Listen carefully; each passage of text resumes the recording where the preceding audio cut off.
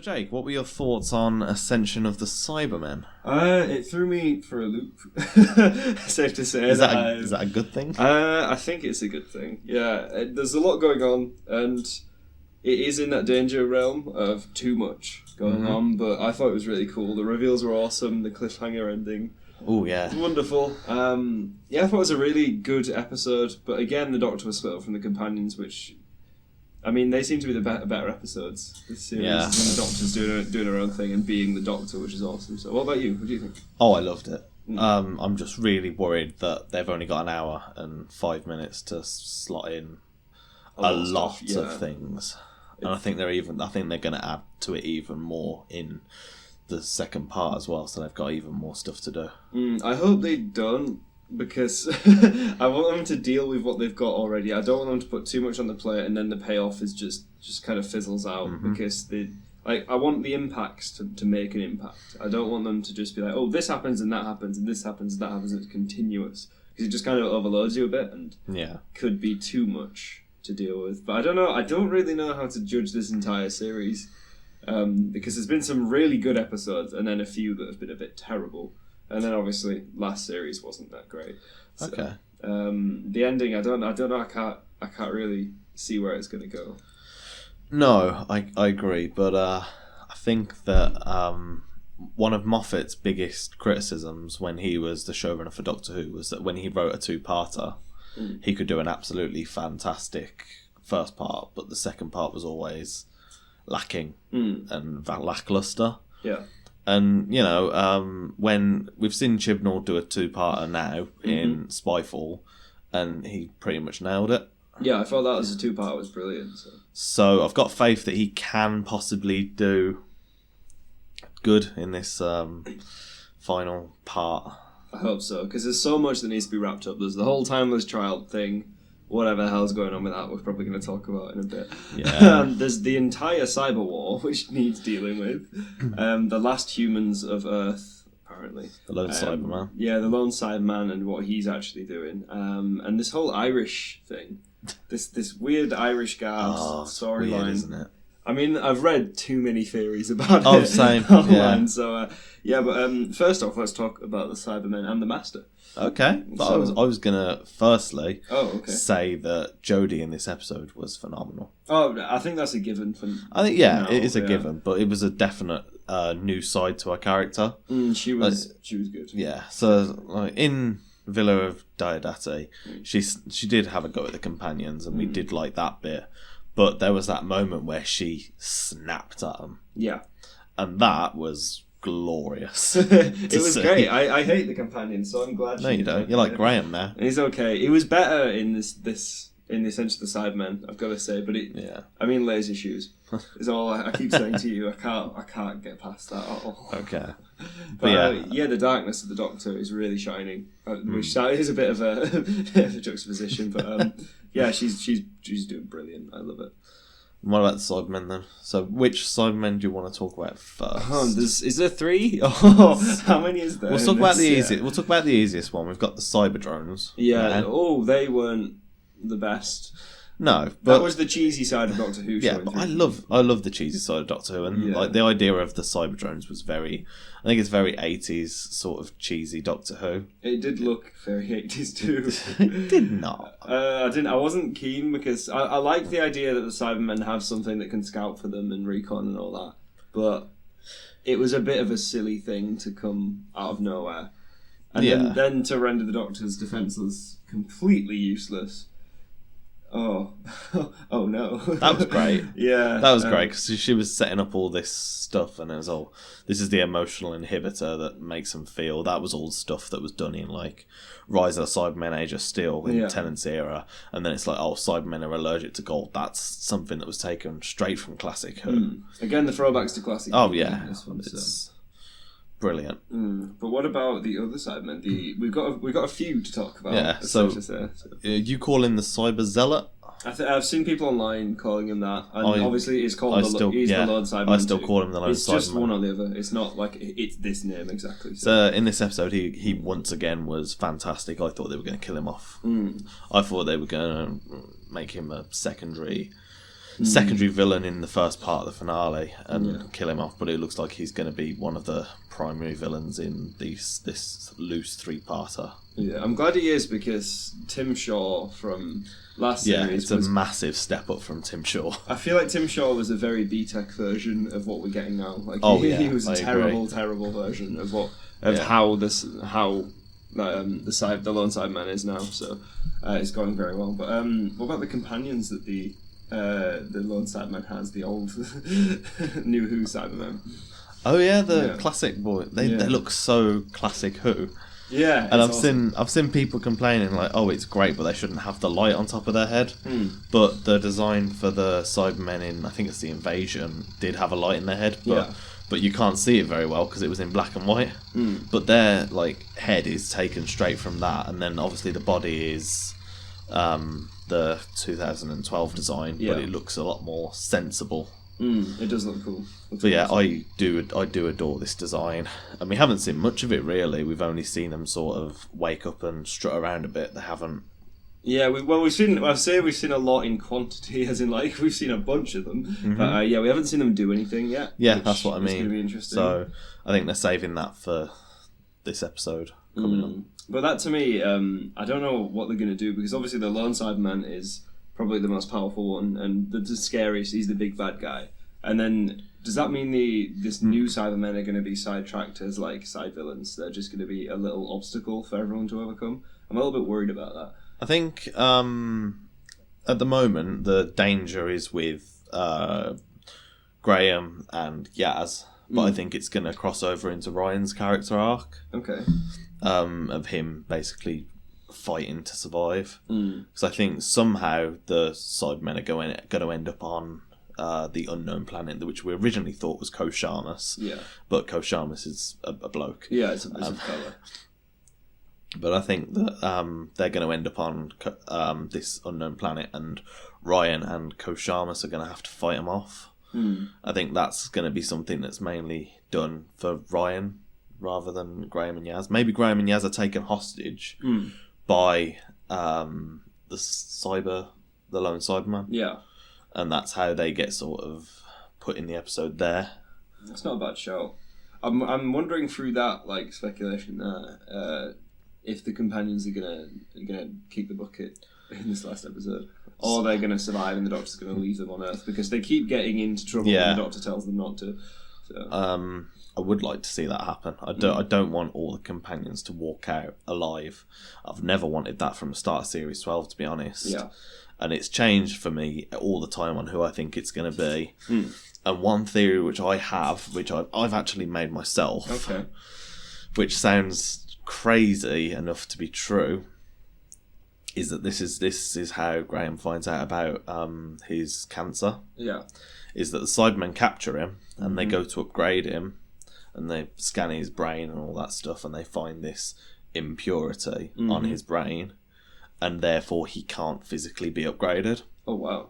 Which would be a dark twist for the Doctor, for Graham to find out from the Cybermen. We are getting quite a darker tone though, so that would it would fit. I'm not against that idea. It's very, very dark though. So yeah. But I don't expect the Doctor to see very much of the companions in the next episode.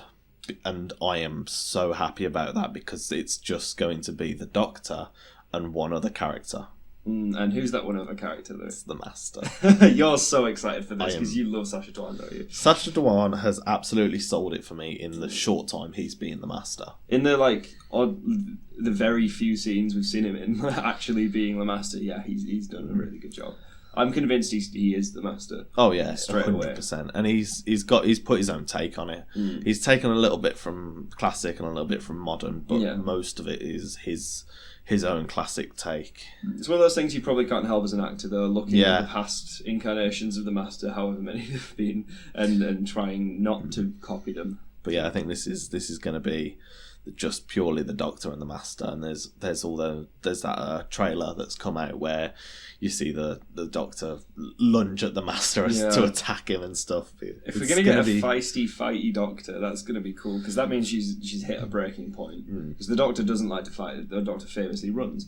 So it's going to be very interesting. It's going to be dark. I think there was an interview as well that Sacha Dhawan said that the episode's going to be really dark, and his character does something so dark that while there is loads of praise for him as the Master, he doesn't think fans will want him back after what he does.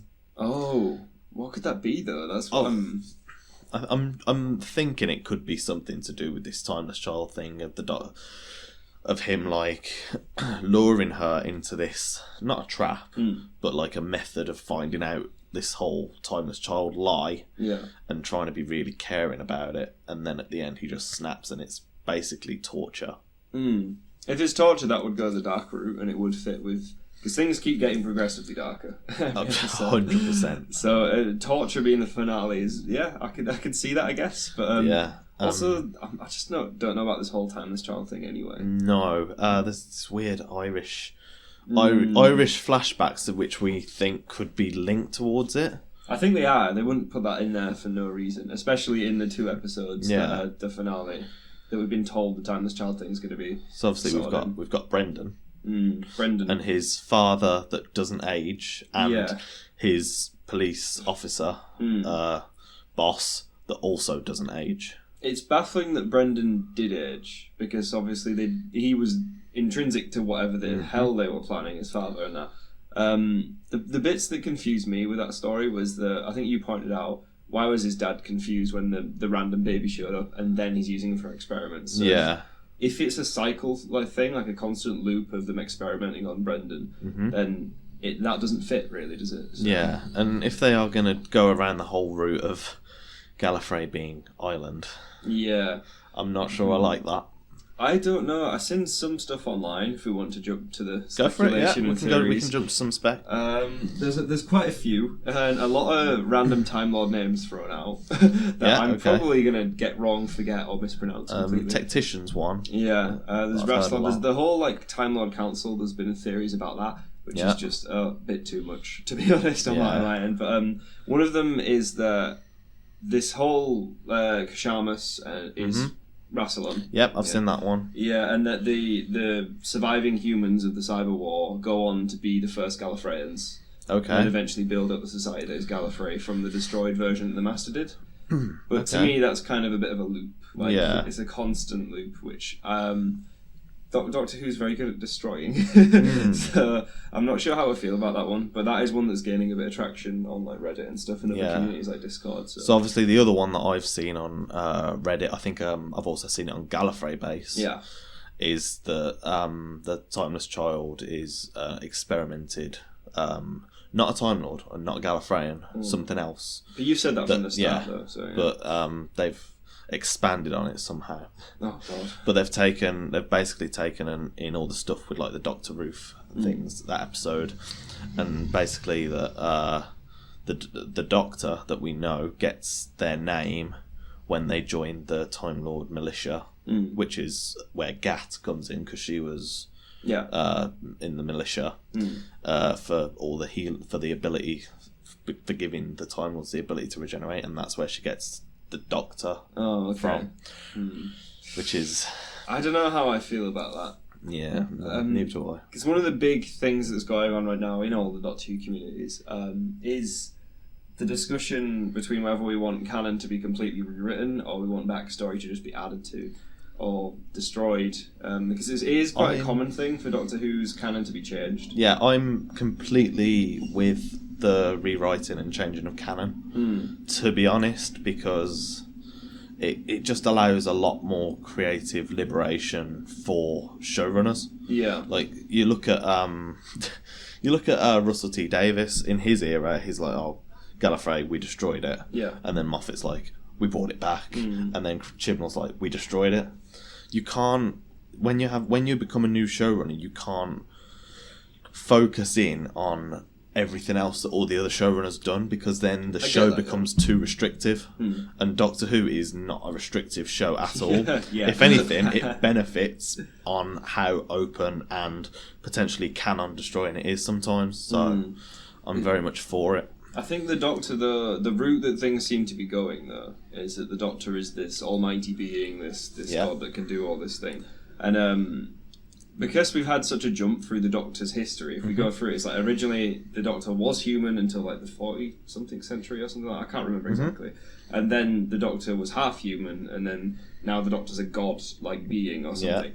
For me, it's a bit, can we just decide on one? Because you've gone from being the most basic creature in the universe according to everything in Doctor Who, which is a human, to being a god is a bit, that's a massive jump. And to canon, I always thought the whole half-human thing was a bit anyway. I wasn't keen on it myself.